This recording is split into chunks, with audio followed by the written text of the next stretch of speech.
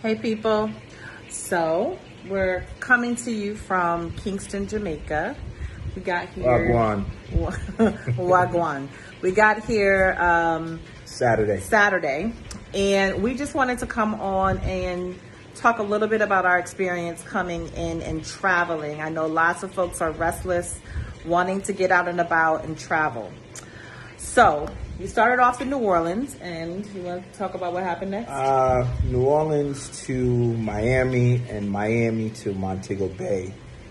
When we arrived in Jamaica, I think there was a little bit of a backlog because 3 planes landed at the same time.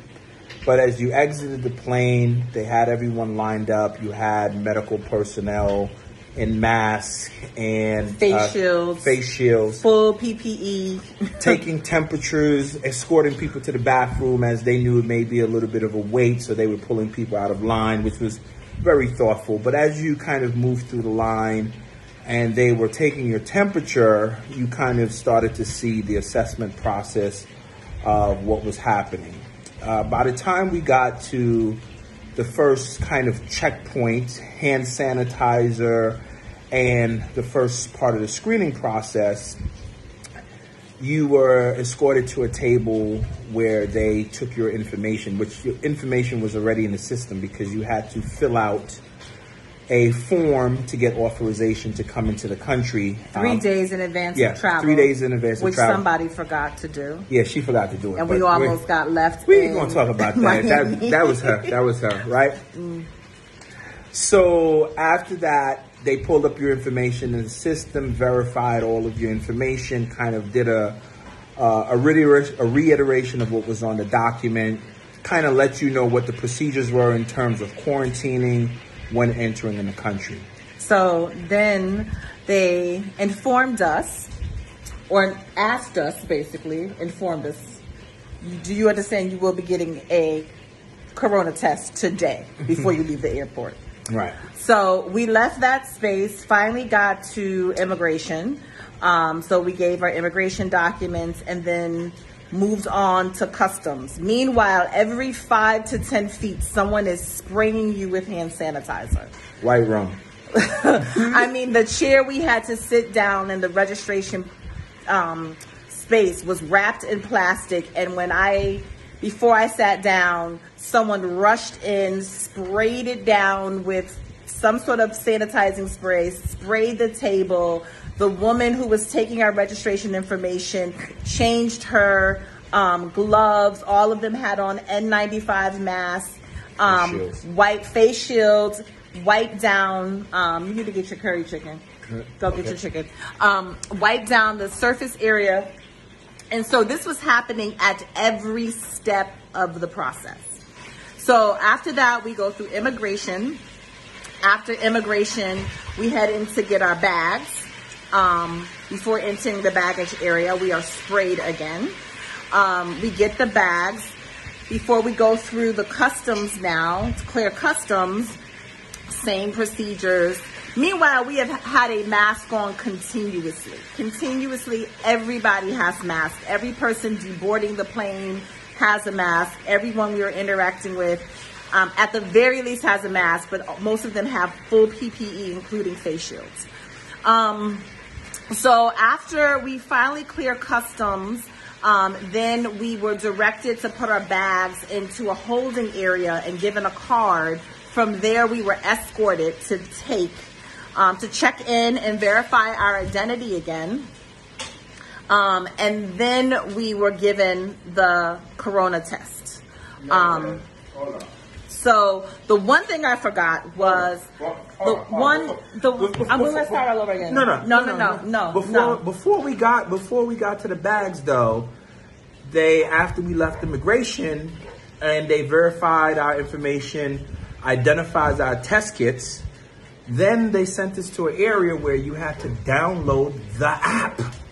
So there was an entire app that we had to download with a message from the Prime Minister. And she's going to tell you about the app because she loves the app. But this app is where you see a dashboard of all the cases in Jamaica, parish by parish, how many people are sick, how many people have died, active cases, recovery cases. And this is also where you check in on a daily basis while here. So they're tracking you, but also collecting data so that they know what's going on. But not only that they know what's going on, you know what's going on. So that was very, very impressive to get that app.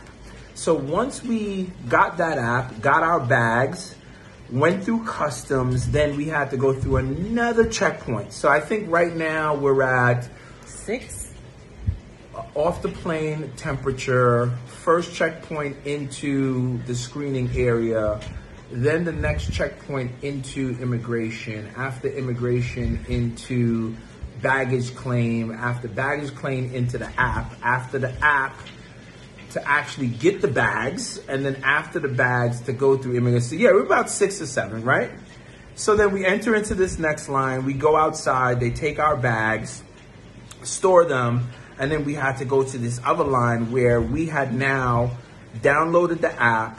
We had been sanitized about 6 times, and we were given these documents to show that we had gone through these procedures and that all of the paperwork matched from when we signed up online to what we confirmed to when we were on the ground. For that information being matched up with test kits for each of us for 2 corona tests, 1 nasal and 1 mouth swab. So then now we finally, after all of that, then we get to the doctors who are on the outside of the airport, who then take intense on the outside of the airport. Nasal swab and then a oral swab. And then, only then were we then given additional paperwork that we can then come back to get our bags to then leave the airport. Now, tell her what happens after you leave the airport when I go check on my curry chicken that I'm cooking. So after that, I mean, it's been amazing. So we actually flew into Montego Bay, even though we're staying in Kingston. And so someone had to come pick us up, which meant we had to travel. And as soon as I left the parish where the airport is in Montego Bay, as soon as I left the parish, the phone went off and was like, where are you going? You need to check in with us. You're traveling, you're moving. So it was clear that the geo-tracking system works. But beyond that, what I've also seen is everyone here is wearing a mask.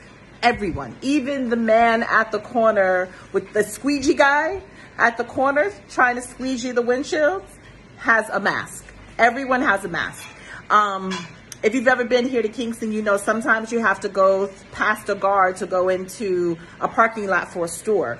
Those guards have on masks. You have to pull up. Usually they give you a ticket so that you can enter, and then you have to use that ticket to leave. They have thermometers. They take temperature checks to get into the parking lot for the store. When you get to the store, there's guards on the outside sanitizing you before you can enter a store, making sure you have on a mask, opening the door so you don't have to touch the door handle. And this has been our consistent experience, which is just night and day. And something we really wanted to come on and share, as we know a lot of folks are contemplating travel and is it safe? I will tell you the most unsafe part of our journey here was while we were in the United States. I have never felt safer about a situation. I know folks might have concerns around privacy, et cetera, and data and all of that. But if that meant that almost 150,000 people in the United States didn't have to die, I think I give up some privacy for a little while to ensure that folks will live through this pandemic. The other thing I really want to say about this is arrogance. This is arrogance. When the packet of information that we received from the Jamaican government, you can look on it and see a lot of it is World Health Organizational information that they white labeled for Jamaica, right? They put, Black people on it. They made it, adapted it for a Jamaican audience, but the back of it shows the information came from the World Health Organization. So just like Jamaica took the test from the World Health Organization, they also took materials, they took guidelines, they took protocols and put those things in place. And that's exactly why you see them having 10 deaths. And so what's ironic to me is we talk about Jamaica as a third world country. when first world America is on track to seeing hundreds of thousands of Americans dying from arrogance, So let me put that into perspective for you. I was born in Jamaica. I grew up in the U.S. and in about 2007, I came back to the Caribbean to work in several islands. The first island I worked in was St. Kitts and Nevis. Population, 40,000 people. That means the entire island in St. Kitts and Nevis would be dead twice over, 3 times over, based on the count in the U.S. Barbados, I've lived there for 2.5 years as well. That country has about 350,000. That means half the population of Barbados would be dead right now, based on the numbers in the U.S. St. Lucia has, I think, either 75 or 150,000. All of St. Lucia would be dead. So we're talking about entire countries worth of people have died in the U.S. We have not seen this. So prior to coming to Jamaica, we had to take our kids down to Florida to their grandmother. So we live in New Orleans and we're traveling. So as we traveled through Mississippi, Alabama, Florida, and we had to stop, I thought I was in a twilight zone because it was like nothing had ever happened. No one was wearing masks, people were out. Everyone was just like, okay, great, you know. And so it's very sobering to come home, and I'm very proud to kind of see how our government, the Jamaican government, is handling this. And as Takima said, you know, nothing about their response has been, quote unquote, third world or developing nation. It's been a first world effort. And if we had even half the intentionality of what they had, I mean, think about what happened when our American citizens were coming back to the U.S. and just stuck in the airport. Nothing was done to kind of see where they were at, how to screen them, how to properly figure out where they're going and if they were infected. It's just a shame. It's just a shame. So anyway, we recorded this because we want this to be shared, especially amongst Black folks. Don't let folks tell you that our countries are inferior. We are the most intelligent people, and this is an example of putting Black intelligence to work to make sure Black people live and thrive. So just want to share this. Please share this, especially those of you who are considering travel. I recommend you find out if you want to travel, if they have things like this in place. I feel 1,000 times safer being here. In many ways, I'm counting the days so my children are, join us here because we are so much more safe here than we ever were back in the States. So anyway, I hope this helps y'all. Leah Tayer.